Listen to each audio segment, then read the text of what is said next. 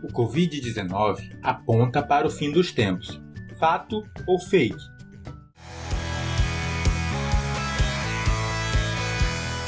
Nosso canal, como o próprio slogan diz, tem como maior objetivo apresentar o amor do Pai e a graça de Cristo.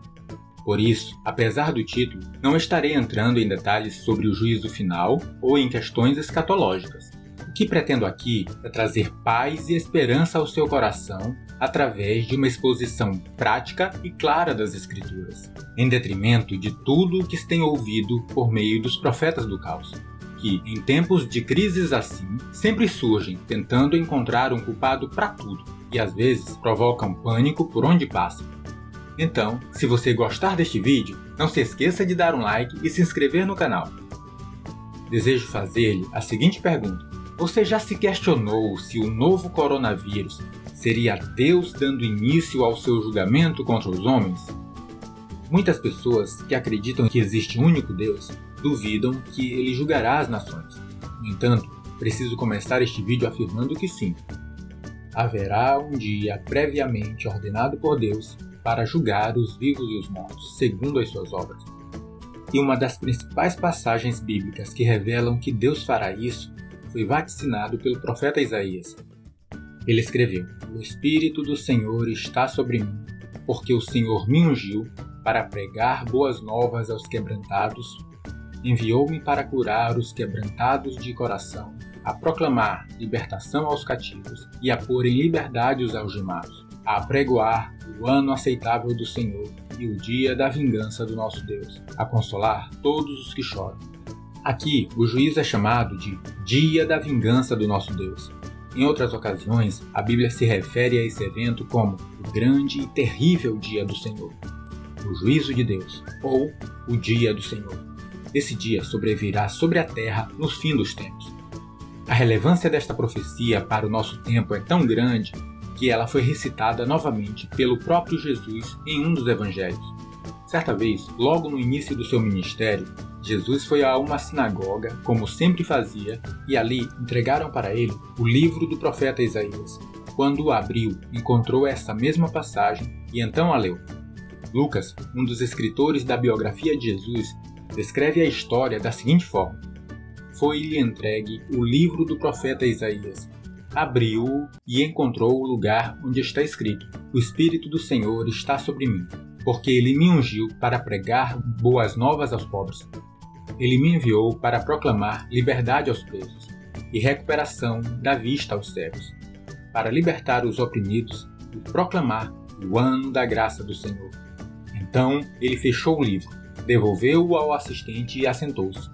Na sinagoga, todos tinham os olhos fitos nele, e ele começou a dizer-lhes: "Hoje se cumpriu a escritura que vocês acabaram de ouvir." Espere um pouco. Você notou alguma diferença entre as narrativas de Lucas e de Isaías? Você sabe que Deus enviou seu Filho para proclamar o Evangelho e, através de sua vida, morte e ressurreição, inaugurar a Era da Graça, um tempo reservado para anunciar a salvação por meio de Cristo, certo? Mas quando Jesus lê uma das milhares de profecias sobre a nova aliança, a qual ele veio estabelecer, ele menciona tudo o que essa aliança proporcionaria e diz que isso estaria se cumprindo nele. Mas afinal, o que era mesmo que estava se cumprindo nele? Vamos conferir juntos? Aqui, Lucas diz que sobre ele estaria o Espírito do Senhor, ele seria ungido para pregar boas novas, ele seria enviado para proclamar liberdade aos presos e também para trazer vista aos cegos, além de trazer real libertação aos oprimidos. Enfim, veio proclamar o ano da graça do Senhor. Percebeu agora? Não? Se não notou, eu sugiro que você compare ambos os relatos bíblicos. Para lhe ajudar, eu escrevi os dois trechos aqui embaixo na descrição deste vídeo. Dê uma pausa e veja, eu aguardo. E então, leu? Percebeu que está faltando alguma coisa na citação de Lucas?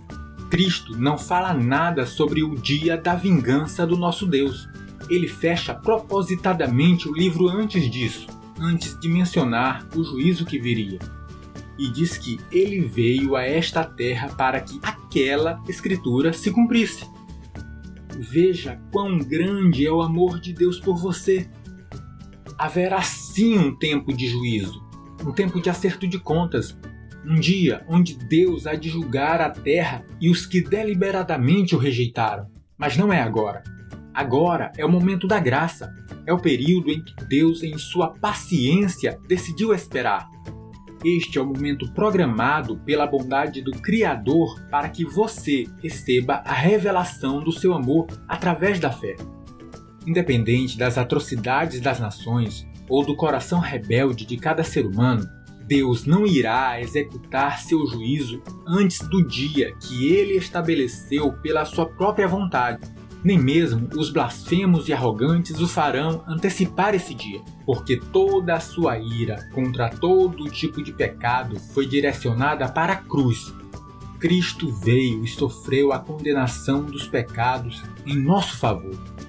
Ele bebeu o cálice da ira de Deus em nosso lugar, já no jardim do Getsêmani, para que assim viesse a se tornar o nosso Salvador e dessa forma nos livrar da ira vindoura. Ultimamente, as pessoas tentam encontrar uma justificativa para a pandemia que abalou o mundo todo. Alguns, bem intencionados, querendo defender a Deus, acabam mesmo causando divergências e medo. Esse vírus, que atingiu a população mundial de uma maneira como há muito não se via, não fala da ira de Deus contra o comportamento desobediente do homem. Não, na verdade mostra que o fim dos tempos está chegando. E isso sim a Bíblia nos adverte, dizendo que nos últimos dias, nação se levantará contra nação e reino contra reino. Haverá terremotos em vários lugares e também fomes. Essas coisas são o início das dores. Guerras e vírus assolando a humanidade devem ser encarados, antes de qualquer coisa, como sinais do princípio do fim. Constantemente no mundo ocorrem desastres naturais, terremotos, enchentes, tragédias dos mais diversos tipos. Mas isso nunca foi Deus trazendo juízo ao povo. E reitero, Jesus não mencionou essa época como uma antecipação do juízo divino. O apóstolo Paulo, por sua vez, faz comparação de tais eventos com as dores de parto, e que a terra já se encontra como que sofrendo as primeiras contrações, ansiando pela volta do Senhor. Pois antes desse grande e terrível dia acontecer, deverá se cumprir o maravilhoso retorno do noivo. O Senhor Jesus, como noivo amado, voltará para buscar aqueles que confiaram em sua promessa e que com ele firmaram uma aliança. E por isso, ele voltará para livrar os seus desse cenário de trevas que abaterá os moradores da terra. Porque quando se encerrar a época da graça, o justo juiz que virá julgar com justiça as maldades do mundo é aquele que é hoje o nosso advogado diante de Deus. A boa e verdadeira notícia, portanto, não é apenas que essa pandemia não é Deus começando a cumprir as profecias do Apocalipse contra este mundo, mas principalmente que, tendo em vista que Deus iria trazer julgamento contra a humanidade, ele providenciou antes, para todo aquele que nele crer, um escape eterno, por meio do Salvador perfeito, garantindo-lhe dessa forma que, se aceitar a Cristo como Senhor, não haverá mais condenação para você, nem hoje, nem nunca, nem jamais haverá eternamente. Amém.